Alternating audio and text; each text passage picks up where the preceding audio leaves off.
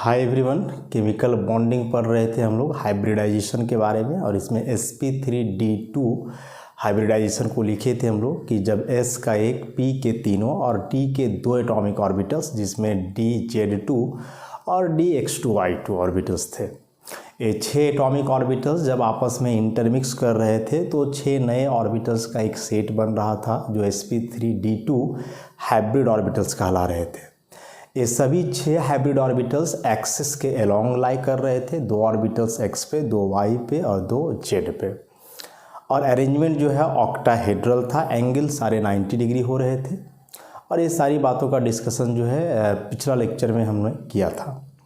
आज कुछ एग्जाम्पल्स देखेंगे हम लोग sp3d2 हाइब्रिडाइजेशन से रिलेटेड। और सबसे पहला एग्जाम्पल इसमें है SF6 का। SF6 मॉलिक्यूल में सल्फर सेंट्रल एटम है जो 6 फ्लोरीन के साथ जुड़ा हुआ है और फ्लोरीन मोनोवैलेंट है। इसका मतलब कि सल्फर यहाँ 6 कोवलेंट बॉन्ड जो है बना रहा है। इस तरह से आप दिखा सकते हो, ऐसा 4, 5 और एक 6 ऐसे। तो सल्फर 6 बॉन्ड से जुड़ा हुआ है। इसका मतलब है कि सल्फर के पास 6 अनपेयर्ड इलेक्ट्रॉन्स होने चाहिए। अब ये 6 अनपेयर्ड इलेक्ट्रॉन्स इसके पास है या नहीं वो तो पता चलना चाहिए यहाँ से।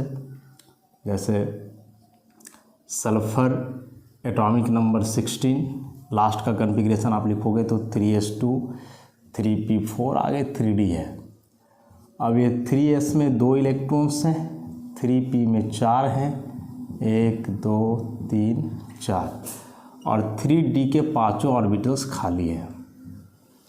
ऐसा है तो ग्राउंड स्टेट में 2 ही अनपेयर्ड इलेक्ट्रॉन, लेकिन सल्फर को यहाँ चाहिए टोटल 6 अनपेयर्ड इलेक्ट्रॉन। और 6 अनपेयर्ड इलेक्ट्रॉन ये तभी पॉसिबल है जब आप इलेक्ट्रॉन का करोगे प्रमोशन। तो चलो यह इलेक्ट्रॉन तो आसानी से चला जाएगा क्योंकि 3p और 3d के बीच एनर्जी डिफरेंस बहुत ज़्यादा नहीं है। लेकिन यह 3s का इलेक्ट्रॉन इसमें जाने में थोड़ा परेशानी होगा क्योंकि 3s और 3d ऑर्बिटल में एनर्जी डिफरेंस ज़्यादा है। अच्छा, लेकिन एक बात जो बताए थे हम कि सल्फर और फ्लोरीन के बीच बॉन्ड है। यहाँ fluorine is more electronegative than sulphur, so sulphur acquires partial positive charge and fluorine acquires partial negative charge, and due to the introduction of this partial positive charge on central atom, that is sulfur atom, the energy difference between 3s and 3d orbitals get lowered, so the promotion of this 3s electron to the empty 3d orbital is possible। तो उस हिसाब से आप देखोगे तो इसमें एक unpaired, यहाँ 3 1 2 3 और 2 इलेक्ट्रॉन इसमें है। इस प्रकार से अब 6 अनपेयर्ड हो गए। और ये 6 अनपेयर्ड जो है ऑर्बिटल्स में हैं तो इंटरमिक्स करेंगे क्योंकि all 6 are sigma bonds, that is single covalent bond. तो हाइब्रिडाइजेशन क्या हो जाएगा, s का एक ऑर्बिटल है, ये तीनों p के हैं तो sp3 और वो दोनों d के हैं तो sp3d2। तो अब जो यहाँ से बनेंगे 6 ऑर्बिटल्स इस प्रकार से 2 3 4 5 6 ऐसा। सबों में एक का अनपेयर्ड इलेक्ट्रॉन है लाइक दिस। अब बात करें यहाँ हम लोग फ्लोरीन की, तो फ्लोरीन का एटॉमिक नंबर है 9। कन्फिग्रेशन लिखोगे तो 2s2 2p5 1 2 3 4 5।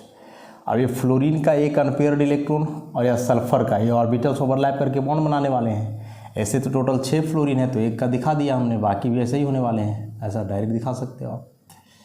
तो यहाँ से क्या देख रहे हैं हम लोग कि ये जो सल्फर के 6 अनपेयर्ड इलेक्ट्रॉन्स है वे हैं sp3d2 हाइब्रिड ऑर्बिटल्स में।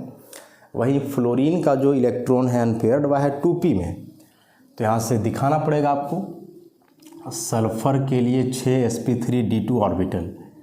क्या अरेंजमेंट था, ऑक्टाहेड्रल टाइप का था तो वैसे ही दिखाओगे आप। 2 ऑर्बिटल्स,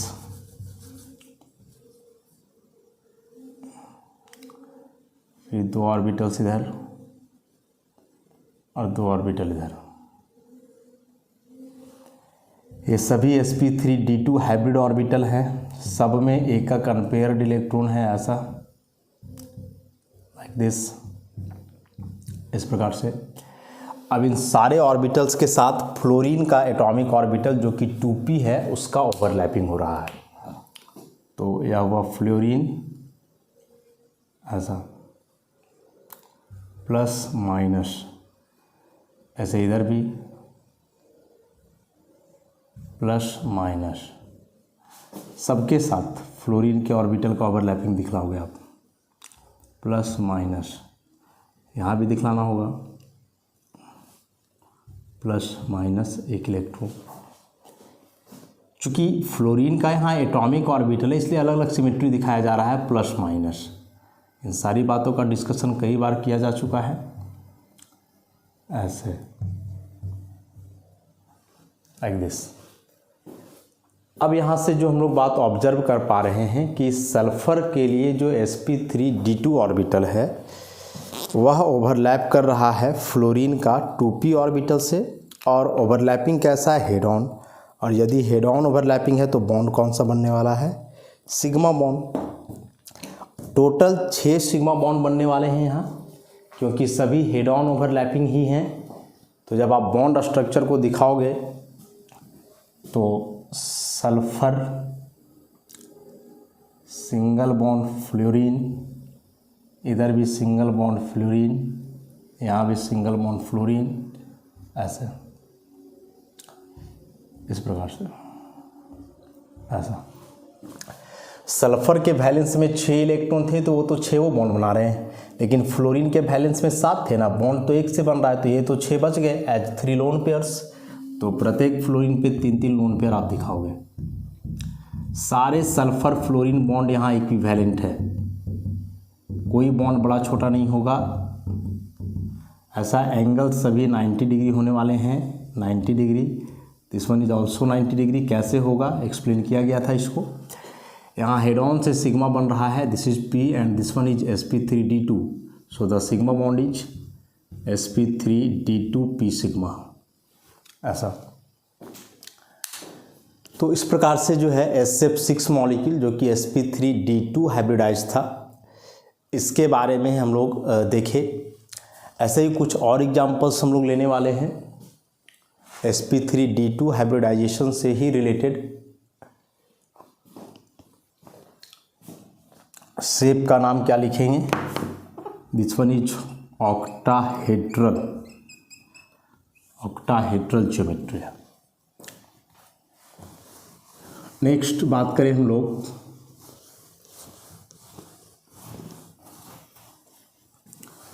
ClF5 या फिर BrF5 मॉलिक्यूल की।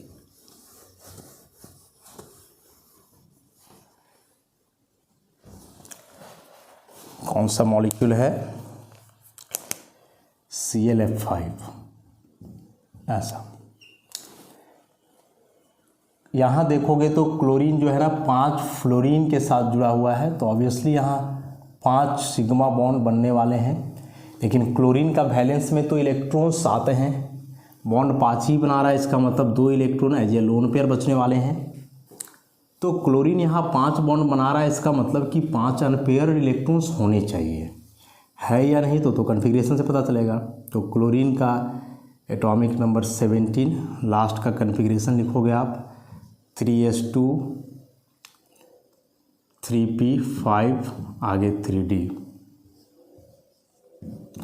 3s में 2 3p में 5 और 3d के 5 ऑर्बिटल्स हैं खाली, ऐसा। अब क्लोरीन यदि 5 बना रहा है तो ऑब्वियसली 5 अनपेयर्ड होने चाहिए इसके पास, है या नहीं। तो उसके लिए अब क्या करोगे, इलेक्ट्रॉन का प्रमोशन करोगे, एक्साइटेड स्टेट वाली बात होगी। फिर इसको भी करना होगा और इस इलेक्ट्रॉन को भी करना होगा।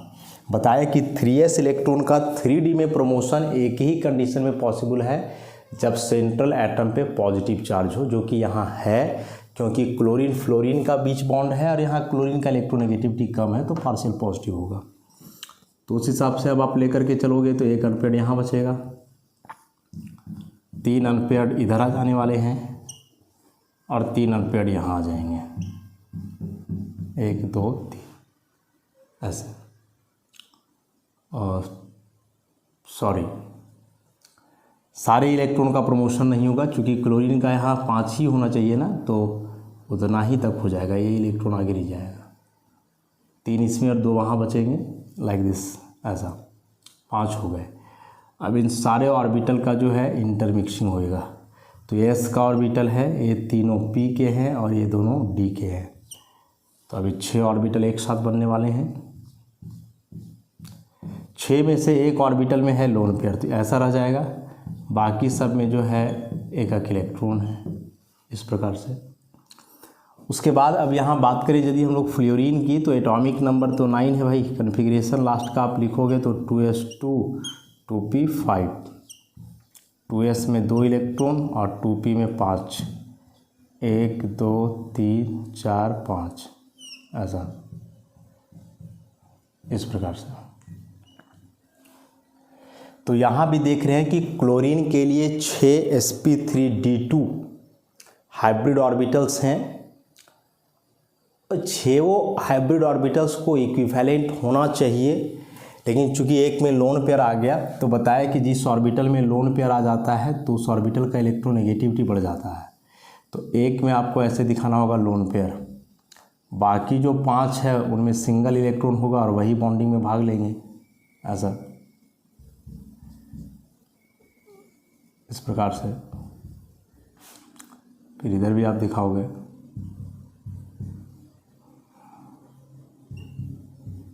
ऐसा।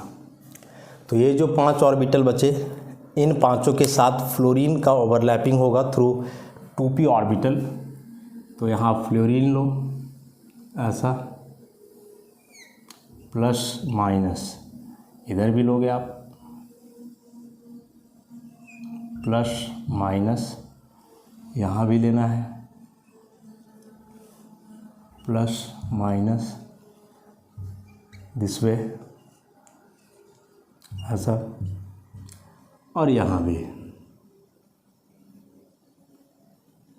प्लस माइनस, ऐसा, इस तरह से। एक ऑर्बिटल में यहाँ इलेक्ट्रॉन पेयर मतलब लोन पेयर बचेगा, जो कि यहाँ से पता चल रहा है ये जो 6 ऑर्बिटल है उनमें से एक तो लोन पेयर बच जा रहा है। और जिसमें लोन पेयर बच रहा है, कई बार बताया गया है कि ये मोर इलेक्ट्रोनेगेटिव ऑर्बिटल होंगे, मोर इलेक्ट्रोनेगेटिव ऑर्बिटल। मतलब आप ऐसे समझ सकते हो ना कि यह जो पूरा का पूरा इलेक्ट्रॉन पेयर बचा हुआ है, समझ जाओ कि 3s ऑर्बिटल में बचा हुआ है। इसको आप sp3d2 ना समझ करके 3s ही समझ लो। और अब यहाँ से जब आप शेप की बात करोगे तो क्लोरीन, यहाँ तो बचा लोन पेयर, बाकी जगह फ्लोरीन है, ऐसा, इस प्रकार से, लाइक दिस। अब फ्लोरीन पे तो 3 इलेक्ट्रॉन पेयर्स मतलब लोन पेयर्स बच रहे हैं, तो सब पे 3 लोन पेयर आप दिखा दो, ऐसा। शेप का नाम ऑक्टाहेड्रल तो ऑब्वियसली नहीं होने वाला है। तो इस शेप को हम लोग क्या बोलते हैं, ज़रा ध्यान से समझना। इसको मिलाया जा रहा है, ऐसा। तो ये जो मिलाए हैं, मिलाने से एक स्क्वायर टाइप का बन रहा है, that's why it is called a square. और दिस वन, ये जो है, इसको आप मिलाओगे तो यह एक पिरामिड के जैसा समझो कि निकला हुआ है। ऐसे इसको आप मिलाओगे तो एक ही पिरामिड के जैसा निकला हुआ है। ये ऊपर भी हो सकता है, कोई दिक्कत नहीं है। इसलिए इस शेप का नाम हो जाएगा स्क्वायर पिरामिडल, या इसी शेप को हम लोग बोलते हैं अम्ब्रेला लाइक, छाता के जैसा, अम्ब्रेला लाइक। छाता के जैसा कैसे है?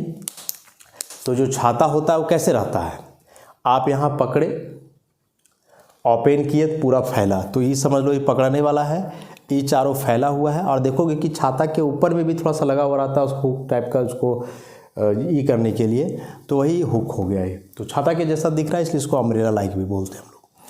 तो sp3d2 हाइब्रिडाइजेशन में सेंट्रल एटम के पास लोन पेयर यदि नहीं है, तब आप बोलोगे कि ऑक्टाहेड्रल शेप होगा। लेकिन यदि ऐसे सेंट्रल एटम के पास लोन पेयर आ जाए और एक लोन पेयर रहे, तो शेप क्या हो जाना है, स्क्वायर पिरामिडल शेप हो जाना है। इस बात को आप ध्यान में रखोगे। एंगल ऑब्वियसली 90 डिग्री नहीं होगा, क्योंकि लोन पेयर आया तो बताया कि लोन पेयर ज़्यादा जगह घेरता है तो रिपल्सन उससे अधिक हो जाएगा, तो एंगल जो है थोड़ा कम हो जाएगा, सटेगा, 90 से कम हो जाना है एंगल यहाँ।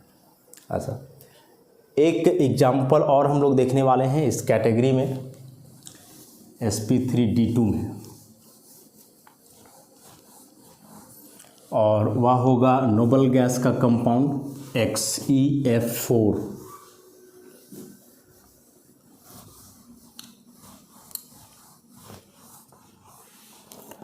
तो अगला कंपाउंड XeF4।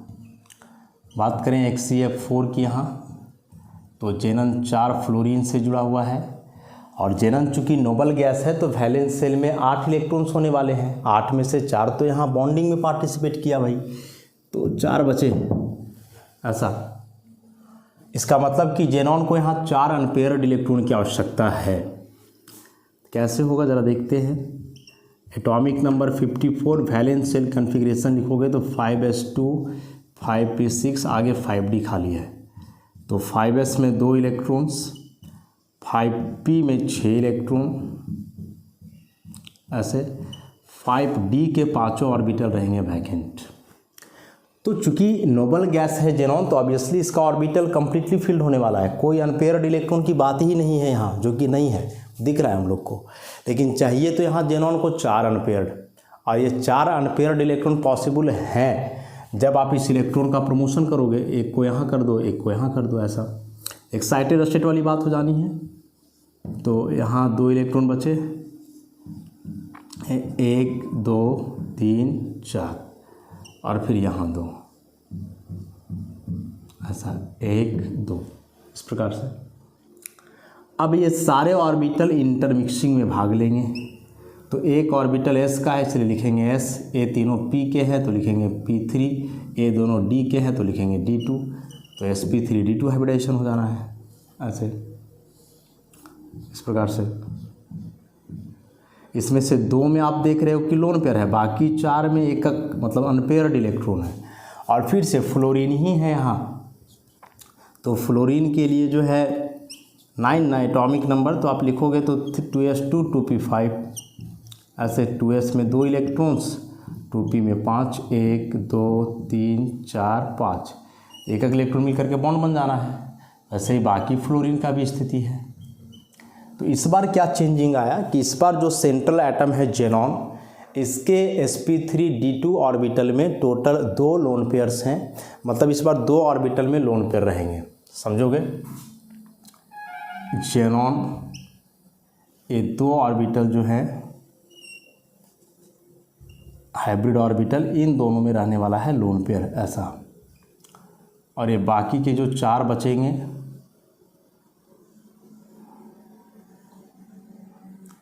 इन चारों में एक इलेक्ट्रॉन बचने वाला है, 1 2 3 और 1 4, इस प्रकार से। उसके बाद यहाँ से यदि आप देखोगे तो ये जो 4 ऑर्बिटल है जिनमें कि एक इलेक्ट्रॉन है, अनपेयर्ड इलेक्ट्रॉन है, यही ऑर्बिटल्स क्या करेंगे, यहाँ ओवरलैपिंग में भाग लेंगे। फ्लोरीन का 2p ऑर्बिटल से तो दिखा दो ऐसा 2p ऑर्बिटल, प्लस माइनस, फिर यहाँ भी प्लस माइनस, सॉरी यहाँ कोई ओवरलैपिंग नहीं होगा क्योंकि पेयर्ड इलेक्ट्रॉन है, इस प्रकार से प्लस माइनस, और यहाँ भी प्लस माइनस, फिर से ये p ऑर्बिटल है सभी, और जेनन के लिए यहाँ यह जो ऑर्बिटल है कौन सा है, sp3d2, हेड ऑन ओवरलैपिंग है तो सिग्मा बन रहा है, क्या नाम होगा सिग्मा का, sp3d2p सिग्मा 1। और इस बार यदि आप देखोगे शेप की बात करें हम लोग, तो यह जेनॉन हुआ, ये जो 2 ऑर्बिटल्स हैं इसमें तो ऐसा बच गया लोन पेयर, और बाकी 4 इधर फ्लोरीन जुड़ने वाले हैं, ऐसा, इस प्रकार से, ऐसा। सारे फ्लोरीन पे जो है 3 लोन पेयर बचेंगे, ऐसा। तीन तीन लोन पेयर बच जाएंगे। और इसको आप मिलाओगे तो जो शेप बनने वाला है यहाँ, उस शेप को हम लोग बोलेंगे स्क्वायर प्लानर। Y planner?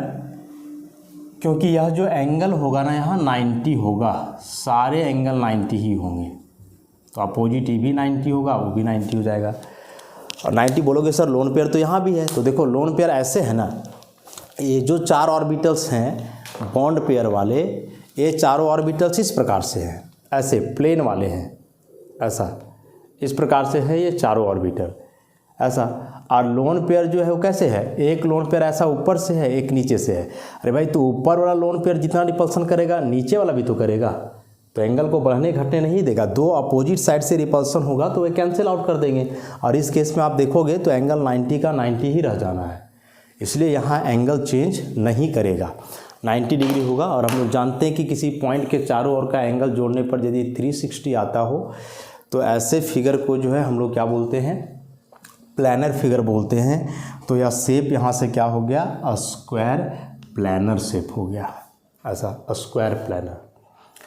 तो यहाँ से जो इम्पॉर्टेंट कंक्लूजन हम लोगों के सामने आया वह क्या क्या है कि sp3d2 हाइब्रिडाइजेशन में 6 जो ऑर्बिटल्स बनेंगे, मीन्स sp3d2 हाइब्रिड ऑर्बिटल्स, वे इक्विवेलेंट होंगे, सारे एक्सिस पे लाई करेंगे, एंगल 90 होगा।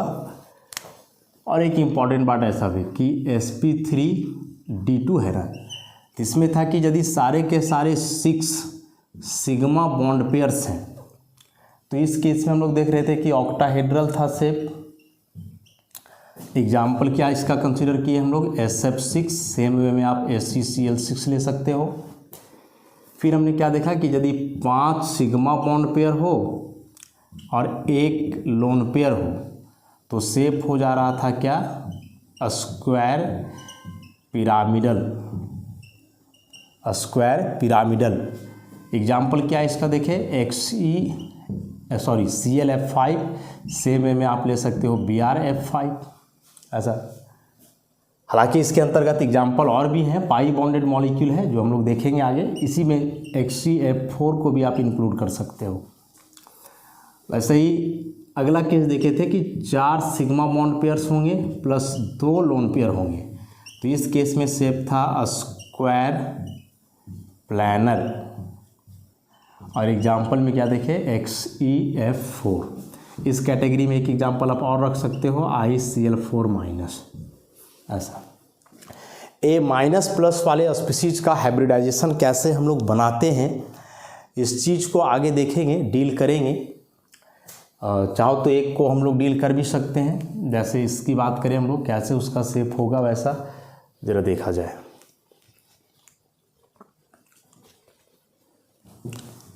ICl4-।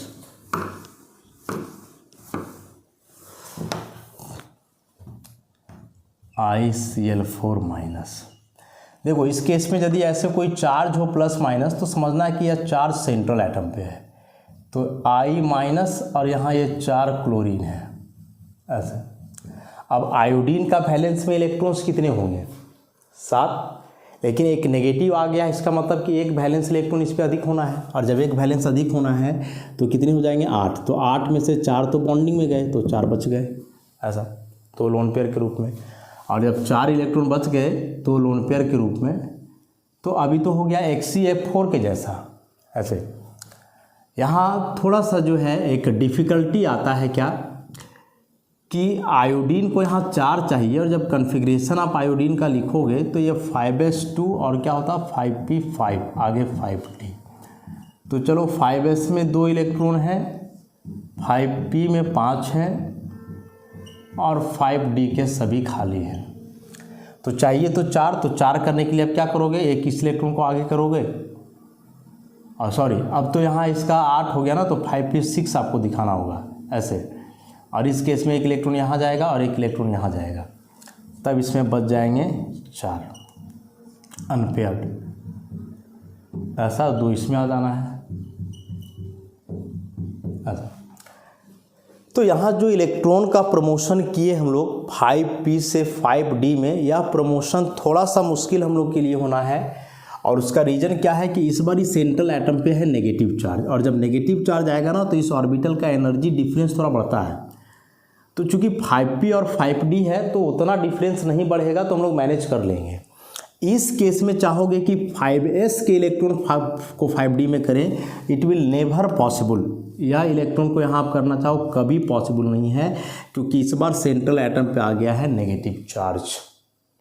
समझ गए बात को? इसलिए यहाँ 4 तक ठीक है, 5p का इलेक्ट्रॉन आगे करना था, यहाँ तक बात ठीक है, क्योंकि 5p और 5d में बहुत ज़्यादा एनर्जी डिफरेंस नहीं होता है। लेकिन जैसे ही आप 5s की ओर जाओगे तो फिर यहाँ फंस जाना है। यहाँ आप इस इलेक्ट्रॉन को 5d में प्रमोट नहीं कर पाओगे, क्योंकि इस बार इन दोनों एनर्जी ऑर्बिटल का एनर्जी डिफरेंस बढ़ने वाला है due to this negative charge on central iodinate. अच्छा, और बाकी कहानी तो सेम ही है, सब में एक क्लोरीन जो है मिलेंगे, ऐसा इस तरह से सब में। और जब शेप दिखाओगे तो ये 4 Cl रहेंगे और 2 लोन पेयर बच जाएगा। अच्छा, ओवरऑल एक नेगेटिव चार्ज हम लोग यहाँ देते हैं। शेप इसका भी क्या हो जाना है, स्क्वायर प्लैनर शेप, ऐसा स्क्वायर प्लैनर शेप हो जाना है। तो ऐसे कोई भी चार्ज वाले मॉलिक्यूल, मतलब कोई पॉलीएटॉमिक आयंस वगैरह हो, तो इस केस में अच्छे से ध्यान रखना है कि इलेक्ट्रॉन का जो प्रमोशन आप करोगे वह उतना आसान नहीं होगा जितना कि पीछे वाले केस, मतलब जहाँ सेंट्रल एटम पे होता था पॉजिटिव चार्ज, वहाँ हो रहा था। तो इस तरह से यह sp3d2 हाइब्रिडाइजेशन था। कई एग्जाम्पल्स हमने कंसिडर किए इसमें। नेक्स्ट लेक्चर में जो है sp3d3 हाइब्रिडाइजेशन को हम लोग करेंगे। तो आज के लिए इतना ही, धन्यवाद।